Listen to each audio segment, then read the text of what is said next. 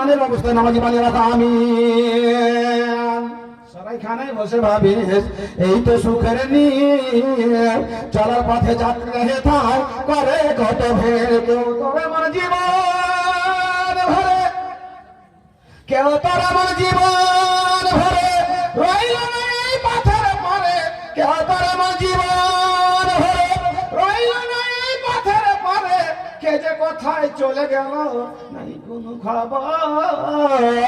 নিচে ভাবের হাতের তুই চকের সওদাগর, নিচে ভাবের হাতের তুই চকের সওদাগর, শেষে করে তো বেচা কিনা চলে রে ফিরে ঘর। নিচে ভাবের হাতের তুই চকের সওদাগর। শেষ করেন অনেকক্ষণ হয়ে গেল, শেষ করেন।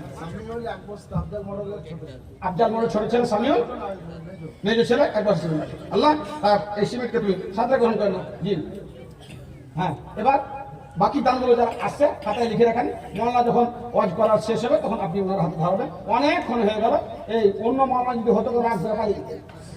ঘরের মহল্লা বলে থাকে বসে থাকলেন অন্তরের সঙ্গে সঙ্গে আপনার সাথে বহু তারিখে বুঝতে পারছেন। এবছর বেলা আপনি আপনি পাঞ্জাবি কাপড় লুঙ্গি দিবেন, আগে রাস্তায় ফোন করে বলছেন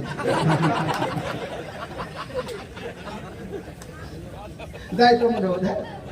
জি আলহামদুলিল্লাহ, হাইয়াকাল্লাহ, আমি আপনাদের আন্তরিক ধন্যবাদ। আর এই মোমিনটোলা আর এই পাড়াকে যে প্রথম 2000 পরে এখন আমি ভেবেছিলাম 2023-এ ওয়াজ শুরু করবো, 24-এ ছাড়বো।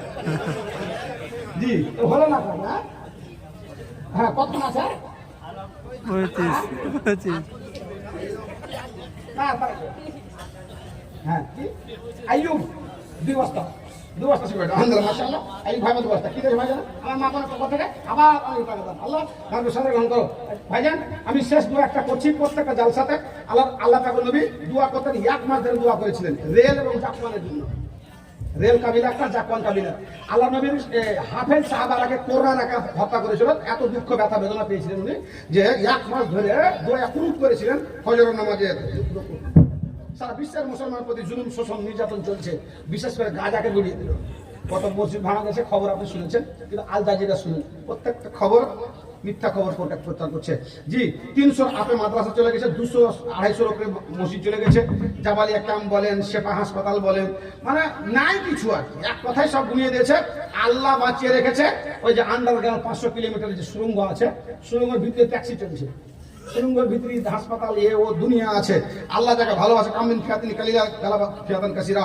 জি আল্লাহ 313 জন বদরবাসীকে বিজয় ঘোষণা করেছিলেন, আর হামাসবাসী ওইরকম লড়ছে। ওরা বলছে ট্যাঙ্কের ভিতরে হেগে দিচ্ছে ইসরায়েলের সুন্দর একটা 100% সত্য খবর। বাইরে বের হতে পারে না, ওখানে পেশাব করছে, ওখানে পায়খানা ক্যারি করে ফেলছে ট্যাঙ্কের ভিতর থেকে। বন্ধু আল্লাহ যাকে চায় ওকে কেউ মেটাতে পারে না। ইনশাআল্লাহ বিজয় হবে হামাসের। আমি শেষ দোয়াটা করবো, শুধু আমিন বলবেন। পারোনেরা সারা বিশ্বের মুসলমানের প্রতি জুলুম শোষণ হচ্ছে, আল্লাহ তাদেরকে দয়া কর, রহম কর, বলেন আমিন। আল্লাহ বিশেষ করে আল্লাহ এই ফিলিস্তিন যেখানে আল্লাহর নবীর মেরাজ হয়েছে, যেখানে অধিকাংশ নবীর আবির্ভাব এবং কবর, যেখানে কিয়ামত হবে, যেখানে ঈসা আলাইহিস সালাম আসবেন, সেখানে হশর নশর হবে, আল্লাহ ওই জায়গাকে গুড়িয়ে দিচ্ছে এই জঘন্য দখলদারি ইসরায়েল। আল্লাহ তাদের প্রতি পরাস্ত করো এবং দয়া করো, ফিলিস্তিনের উপরে রহম করো এবং বিজয় দাও। সকলে আমিন। আসসালামু আলাইকুম ওয়া রাহমাতুল্লাহি ওয়া বারাকাতুহু।